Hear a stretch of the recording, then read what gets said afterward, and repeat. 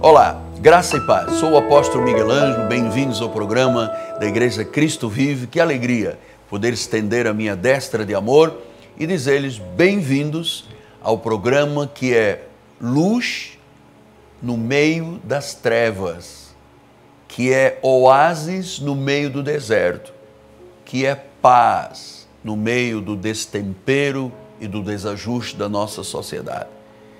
Hoje nós vamos começar a ouvir a primeira parte de uma mensagem da graça de Deus. Você sabe, nós não somos uma missão apostólica da graça de Deus de nome. Nós vivemos a graça de Deus. Nosso ministério não é judaizante, não tem ligação com Moisés. O nosso ministério vive a fé da palavra. Aquilo que chamamos um evangelho pleno.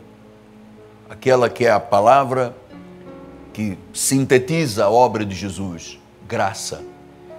Você vai ouvir, após este programa eu volto, deixamos o telefone 30 17 90 90. Olhe, disponha o seu coração, abra-se realmente para dar a entrada à palavra. O seu coração é terra fértil, a palavra é uma semente, então eu vou semear sementes de vida no teu coração. Aguardo uma grande colheita na tua vida. Eu volto em seguida. Até já. O tema de hoje é a hora certa da visão de Deus.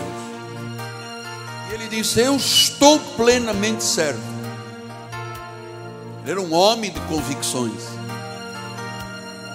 certezas. Ele não tinha dúvida a respeito de Deus. Ele disse: eu estou plenamente certo de que aquele que começou a boa obra em vós há de completá-la até o dia de Cristo Jesus. Que esta palavra lida da Bíblia, palavra hebraica, o livro dos livros, o livro por excelência, palavra viva, não volta atrás. Esta palavra se cumpre, é uma semente que germina e dá frutos a 30, a 60 e a 100 por um. Meus amados irmãos, minha família, santos preciosos, eleitos segundo a presciência de Deus, aqueles que têm um chamado santo, somos vasos de barro, porém com um poder excelente dentro de nós, que é Jesus Cristo. Meus filhinhos, meus amados, estamos falando já há alguns meses sobre a visão de Deus. E estamos vivendo desde o dia 31 de dezembro, dentro de um tema profético que é vivendo na visão do Todo-Poderoso. E eu tenho explicado à igreja que visão de Deus nos dá a capacidade, porque nós somos interessados em empreender algo na vida, em ver algo sendo realizado na nossa vida. Então a visão de Deus nos capacita com mais clareza a podermos ver aquilo que está diante de nós. E note, pelos olhos da fé. Porque nós não andamos pelo que os nossos olhos físicos veem. Os nossos olhos físicos são muito limitados, a nossa acuidade visual é limitada. Mas os olhos do coração, lembra-se que eu tenho falado disso? Os olhos do coração veem muito mais longe, muito mais amplamente o que os olhos físicos não veem. Então o que está diante de nós exige o quê? Exige fé. Porque hoje você vai entender com clareza o que pode estar adiante na sua vida e o motivo pelo qual isto precisa de ser feito. O que está diante de mim? O que Deus tem para a minha vida? Isto deve ser preocupação de todos nós. Nós não andamos aqui às cegas. Nós não estamos dentro de um túnel escuro tateando. Nós estamos dentro de uma vontade de Deus, boa, perfeita e agradável. Nós estamos dentro de projetos, de desígnios do Senhor. Então, o que está lá adiante? Há pessoas que não têm o mínimo de interesse aí fora de saber o que será o meu amanhã, o que eu poderei ser, o que eu poderei ter. Mas nós temos esse desejo. Nós nascemos com este selo. Então nós temos usado nestes últimos 4 meses, veja, 4 meses que estamos tocando neste assunto, de um homem que era um humilde copeiro de um rei. Estou falando de Neemias. Um homem simples, a Bíblia nem sequer fala de família, que vivia na Pérsia cuidando pessoalmente, intimamente, da coroa, da monarquia. Ele era o provador de vinho, era o sommelier, que provava o vinho, porque era costume na época se envenenar o rei, matando o rei, através da comida ou da bebida. Artaxerxes era o rei da Pérsia, portanto longe de Jerusalém, e o seu copeiro humilde, chamado Neemias, recebeu uma visão de Deus. Jerusalém tinha os seus muros, a sua segurança derrubada, tinha as suas portas queimadas. E você sabe que para o povo de Jerusalém isso não significava realmente nada. Eles não tinham a força e a determinação de reconstruir aqueles muros, e não fizeram nada, absolutamente nada, em 150 anos.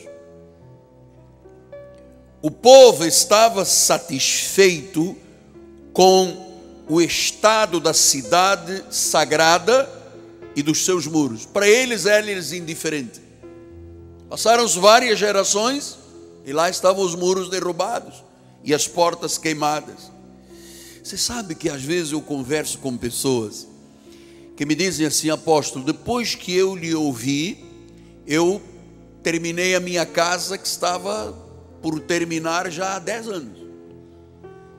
Depois que eu lhe ouvi, eu voltei a estudar e segui uma carreira até me formar. Então, estas coisas têm uma hora de acontecer, e às vezes para acontecerem precisam de um incentivo, de uma motivação, de uma referência, de alguém que já fez alguma coisa que lhe mostrará que é viável você fazer. Eu estou aqui com esta referência, porque o povo precisava de um incentivo, de alguém, porque olha, os governadores não fizeram nada, os sátrapas não fizeram nada, os magistrados não fizeram nada, e um pequeno e humilde homem, copeiro do rei, recebeu esta visão. E diz em Neemias 2,17 que ele foi o motivador. Então ele foi lá tocar no tendão de Aquiles, ele foi tocar na ferida, ele soube motivar as pessoas a se envolverem com a reconstrução daquele muro. E eu estou aqui hoje com esta função, tranquilo, calmo, muito sereno, muito lúcido, mas que, assim como Deus fez com a minha vida, amado, Deus quer fazer com a tua vida.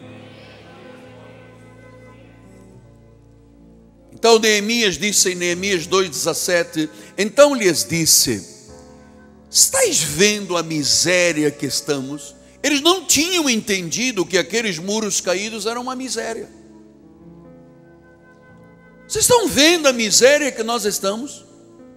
Vocês estão vendo que Jerusalém, a cidade sagrada, está assolada, as portas estão queimadas? Vamos reedificar, minha gente, vamos levantar os muros. E ele vem, e foi cirúrgica a palavra dele. Qual foi a motivação maior? O encorajamento, a referência. Ele diz: gente, vamos deixar de ser o opróbrio. Pronto, estavam lançadas as sortes.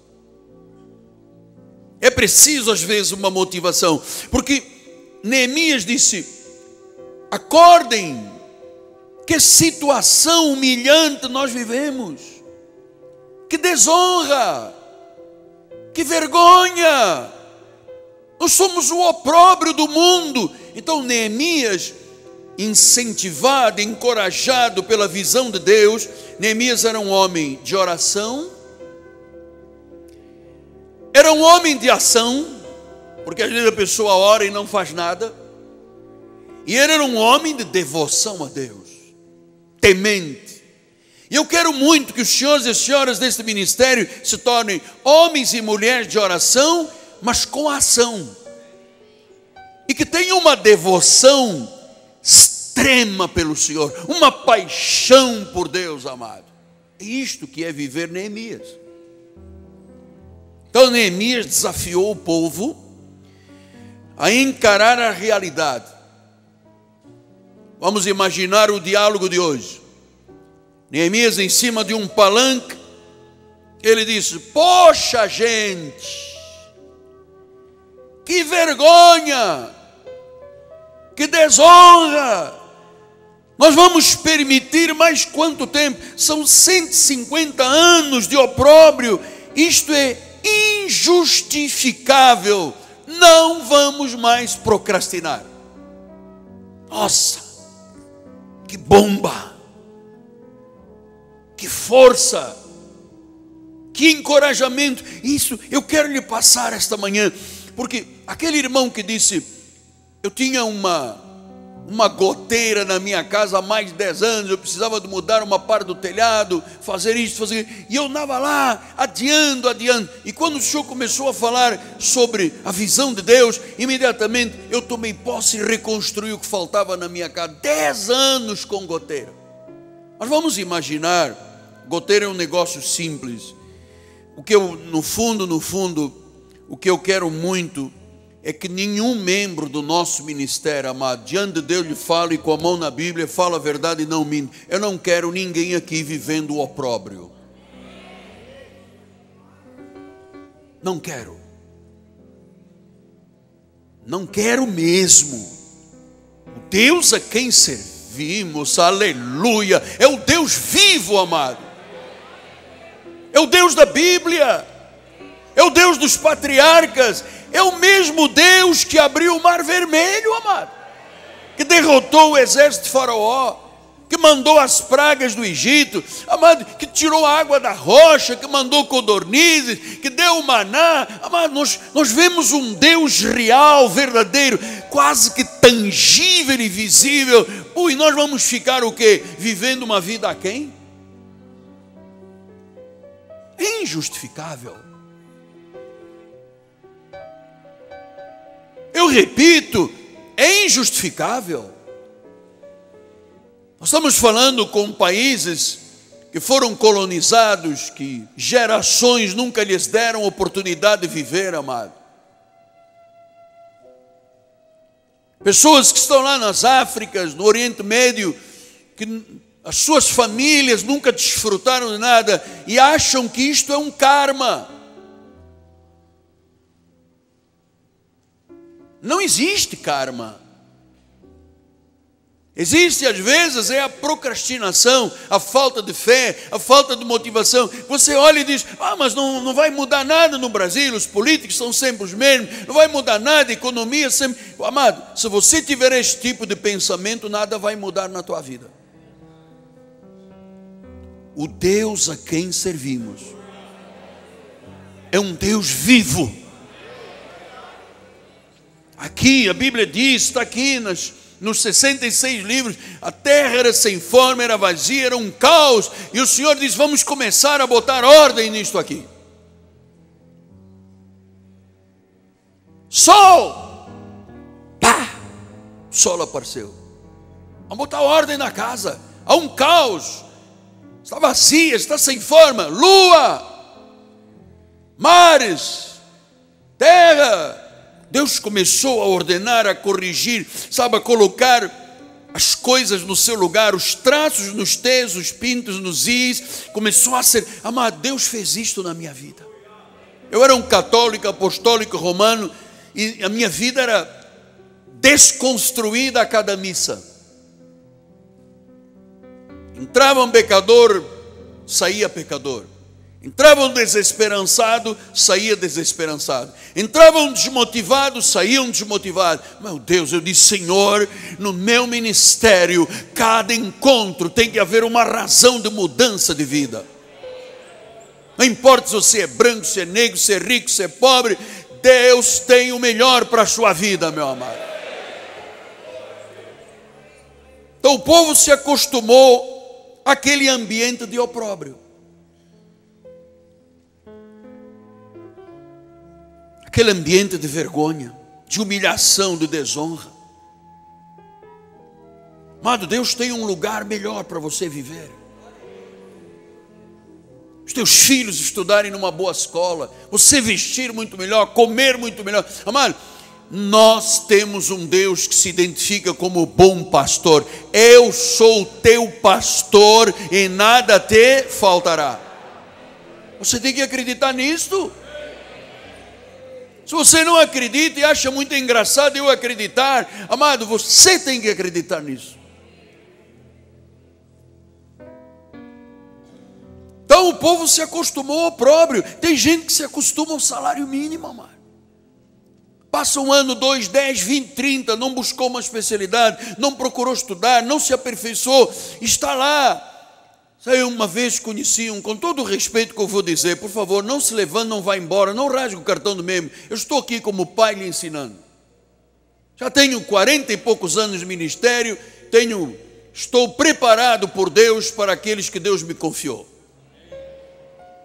Uma vez eu falei com um garoto, há muitos anos atrás, me disse: qual é o teu sonho de vida? Porque eu gosto de agitar as pessoas, pequenas ou grandes. Qual é o teu sonho? Ele olhou para mim e disse: meu sonho é ser gari.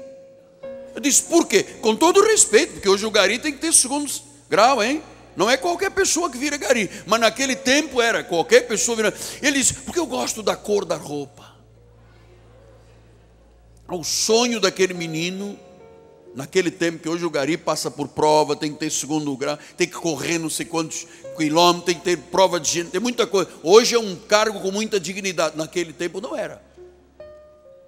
Era de insalubridade. O sonho dele era nada. Então há pessoas que não têm autoestima. Às vezes ficam satisfeitos com a vergonha e a desonra. Aquele povo de Jerusalém não tinha mais orgulho na sua nação. Eles eram perante as outras nações uma vergonha para Deus. Lembre-se de uma coisa, nós estamos falando de Israel. Israel não era apenas mais uma nação. Deus tinha chamado aquele povo para ser luz para as outras nações. Atenção. Era através de Israel que o Senhor demonstrava poder, glória, graça, honra. Era com eles que estava a arca da aliança. Israel é que detinha o lugar santíssimo, a glória. Deus era o Deus de Israel. Ele se dirigia aos judeus e dizia: ouça Israel, eu sou o vosso Deus. Ele é o único Deus. Não havia outra nação igual a Israel. Foi na ordem sequencial. Israel gerou o príncipe da paz, o Salvador, o Redentor. O mundo todo seria abençoado por intermédio de Israel, onde nasceu Jesus. E nós, Igreja de Jesus Cristo, amamos Israel. Ai de alguém que se levanta ou levanta um dedo contra Israel, amado. Nós amamos Israel porque Deus ama Israel. Eles são o povo eleito por nação, nós somos os gentios predestinados e nós nos tornaremos um só povo. Paulo disse que os muros que separam serão derribados. Hoje eles têm ciúmes de nós porque foram postos assim, mas nós fomos enxertados na oliveira.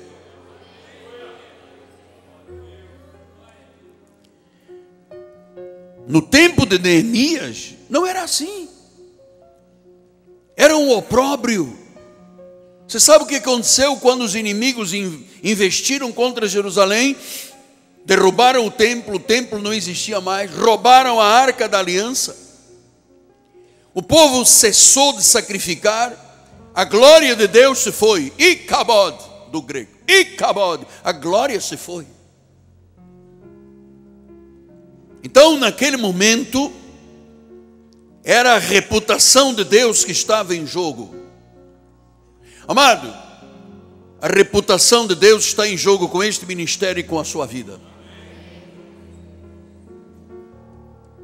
O Senhor esperou mais de 160 anos neste país para ter um povo que acreditasse na soberania, que dissesse não à lei, que afastasse Moisés do altar. E pela primeira vez na história deste país, Deus encontrou neste vaso de barro um homem que iria se submeter inteiramente, que não viveria no pedestal e que se desglorificou totalmente. Pela primeira vez, um líder mundial tem a coragem de vir a público e dizer: eu me desglorifiquei, sou pó, não vale nada. Na carne, claro, na carne. Então, às vezes, as pessoas se esquecem e pensam que Deus desistiu da pessoa. Deus não desistiu daquele povo. Ele não desiste de nenhum de nós, até que a vitória chega, meu amado. Às vezes a pessoa passa por perrengue, por aperto, por luta, por dificuldade, não vem à igreja, reclama do dízimo, bate cabeça aqui, bate cabeça lá, até que um dia a pessoa cai em si e diz: uau, eu sou de Deus. Eu não posso ser o opróbrio, eu não posso ser motivo de jocosidade, eu não posso ser motivo de frouxidão, eu não posso ser motivo de palavras torpes do mundo contra o meu Deus por minha causa.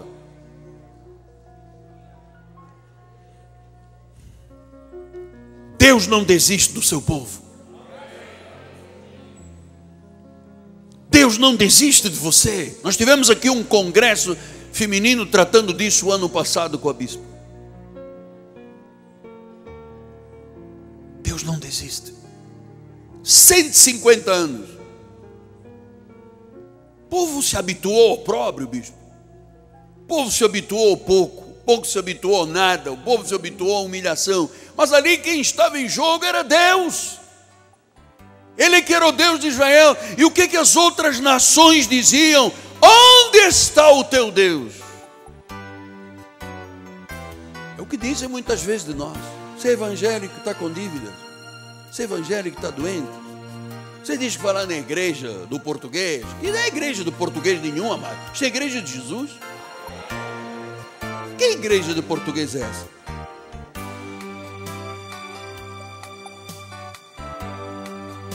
Eu sei que é com muito carinho. Há pouco uma senhora me disse: meu pai é português. E ele dizia: vamos na igreja do português, aquele que se joga no chão. Onde está aquela irmã? Que está lá atrás. E eu falei: então, o tema de hoje é a hora certa da visão de Deus. Graças a Deus. Estamos então terminando o nosso programa. Quero lembrar que depois do meu convite para o culto de oração, de intercessão, eu tenho sempre uma palavra de muita gratidão para o empresário Rodrigo Ambrósio e Fabiana Ambrósio, do Turbomil de Vila Emília Mesquita. Eu quero encorajar as pessoas da Baixada a comprarem neste mercado. Por quê? Porque este mercado é coluna deste ministério. E a minha gratidão por poder ter nestes filhos na fé verdadeiras testemunhas do que é semear na obra para colher abundantemente da obra do Senhor. A minha gratidão é eterna. Então nos despedimos e eu digo a você que este dia foi preparado por Deus para o regozijo da tua vida. Graça e paz e até amanhã.